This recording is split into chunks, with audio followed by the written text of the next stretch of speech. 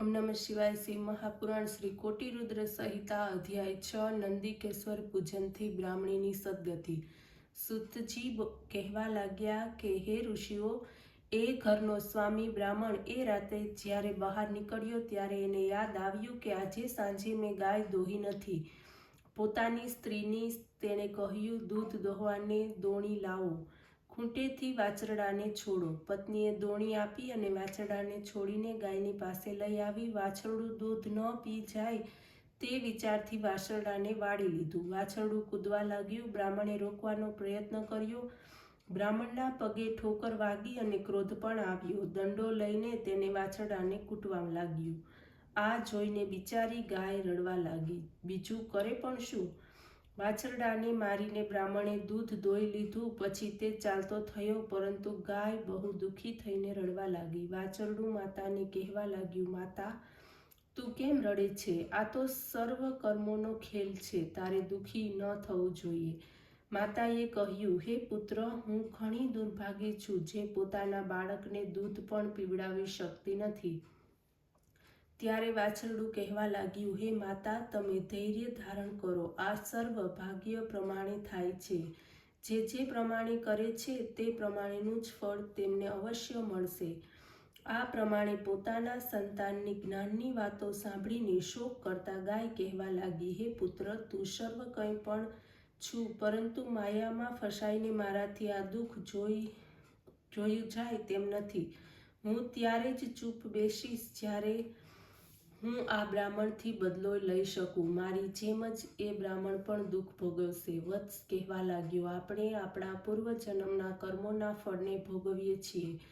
પૂર્વજન્મના કર્મોને કારણે જ પશુ યોનિને પ્રાપ્ત થઈને દુઃખની પ્રાપ્તિ કરીએ છીએ। આમ છતાં તું જો બ્રાહ્મણને મારીશ તો બ્રહ્મ હત્યા લાગશે, તેથી પાપ લાગશે। તેથી માતા, ધીરજ ધર, શુભ કર્મ કર, પાપ કર્મમાં પ્રવૃત્ત ન થાવ। આ સાંભળીને ગાય બોલી, હે પુત્ર, તમે જ્ઞાન દ્વારા મને સમજાવી રહ્યા છો, આ ઠીક છે, પરંતુ ગાયને સતાવવાને માટે પણ બ્રાહ્મણને દંડ મળવો જોઈએ। હું દુઃખી થઈને અવશ્ય જ પ્રાતઃકાળે એ બ્રાહ્મણનો નાશ કરી દઈશ। પછી રહી બ્રહ્મહત્યા, તેને કેમ મિટાવવી તેનો ઉપાય પણ હું જાણું છું। હું ત્યાં પહોંચીને બ્રહ્મહત્યાનું નિવારણ કરી લઈશ। સૂત પુરાણીજી બોલ્યા, આ સાંભળીને વત્સ શાંત થઈ ગયો। આ બાજુ સુવાદ બ્રાહ્મણ, જે પોતાની માતાની અસ્થિઓ કાશી લઈ જવાનો હતો, તે ત્યાં જ ગયો હતો। વાછરડાની સર્વ વાતોને સાંભળીને મનમાં વિચાર કર્યો કે જોઈએ ગાય સવારમાં કેવી રીતે બદલો લે છે અને ક્યાં જઈને પોતાની બ્રહ્મહત્યાનું નિવારણ કરે છે। એની પાછળ પાછળ હું ત્યાં ચાલ્યો જઈશ। તે સુવાદ મનમાં આવો વિચાર કરીને રાત્રે ત્યાં સૂઈ ગયો। જ્યારે સવારનો સમય થયો ત્યારે ઘરના સ્વામીએ પોતાના પુત્રને કહ્યું કે, હે પુત્ર, મારે કોઈ અવશ્ય કાર્યને માટે બહાર જવું છે, તું જ ગાય દોહી લેજે। આમ કહીને બ્રાહ્મણ તો ત્યાંથી ચાલતો થયો। બ્રાહ્મણ પુત્રે વાછરડું છોડ્યું, ગાય દોહવાની તૈયારી કરી। એ છોકરાની માતા પણ ત્યાં પહોંચી ગઈ, પાછું તે જ ચાલ્યું।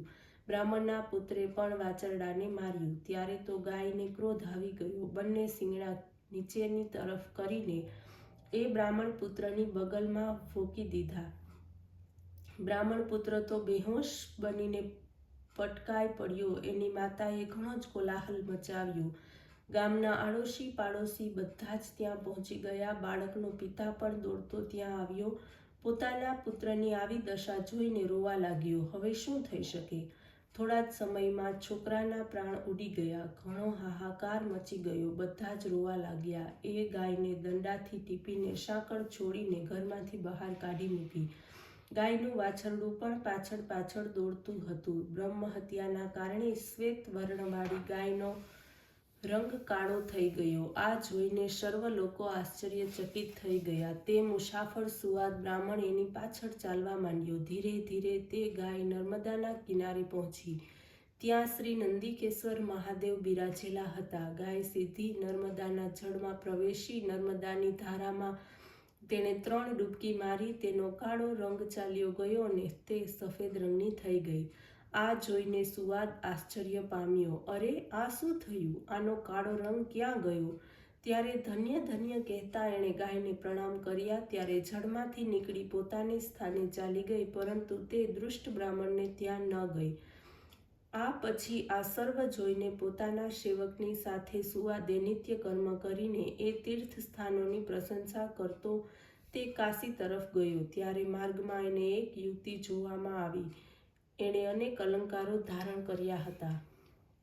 એ મંદ મંદ હસતી કહેવા લાગી કે હે બ્રાહ્મણ દેવતા, તમે અત્યંત પ્રસન્ન દેખાવ છો. ક્યાંથી આવો છો અને ક્યાં જાઓ છો? આ સાંભળીને સુવાદે પોતાનો સર્વ વૃત્તાંત એ યુવતીને કહી સંભળાવ્યું અને કહ્યું કે હું મારી માતાની અસ્થિઓ કાશી ગંગાજીમાં પધરાવવા જઈ રહ્યો છું. મારી માતાની આ અંતિમ ઈચ્છા હતી. તે આટલું સાંભળતા જ એ યુવતી બોલી કે તમે ભલા ભોળા છો. અતીર્થ છોડીને તમે ક્યાં ભટકવા જાઓ છો? આ તીર્થ અત્યંત પવિત્ર છે. પોતાની માતાની અસ્થિ આમાં જ પધરાવી દો. પ્રતિવર્ષ વૈશાખ શુક્લ પક્ષના સપ્તમીના દિવસે આ નર્મદામાં ગંગાજી આવે છે. આજે તે જ શુભ દિવસ છે. તમે વિલંબ ન કરશો. પોતાની માતાની અસ્થિઓ આમાં જ વહેડાવી દો. બીજે જવાની કોઈ જરૂર નથી. આ પ્રમાણે કહીને તે યુવતી દેવી અંતર્ધ્યાન થઈ ગયા. પ્રસન્ન થયેલા તે સુવાદ બ્રાહ્મણ પોતાની દાસની સાથે તે નદી પર પાછો આવ્યો અને પોતાની માતાની અસ્થિઓ ગંગાજીનું ધ્યાન કરતા નર્મદામાં વહેડાવી દીધી. ત્યાં એક આશ્ચર્યજનક દ્રશ્ય દેખાયું. એણે જોયું કે મારી માતા દિવ્ય દેહ ધારણ કરીને જય જયકાર કરતી કહી રહી હતી કે હે પુત્ર, તમે ધન્ય છો. તમે મારી સદગતિ કરી અને તમને ધન્ય ધાન્યની કમી નહીં રહે. તમારા વંશની વૃદ્ધિ થશે અને સર્વ દીર્ઘાયુ થશે. પરમાત્મા તમને સદા સુખી રાખે. એ ઋષિઓ આ પ્રમાણે પોતાના પુત્રને આશીર્વાદ આપ્યા પછી જય જયકાર કરતી શિવલોકને પ્રાપ્ત થઈ. ત્યાર પછી તેમનો પુત્ર સુવાદ પોતાના ઘેર પાછો ફર્યો. ઓમ નમઃ શિવાય.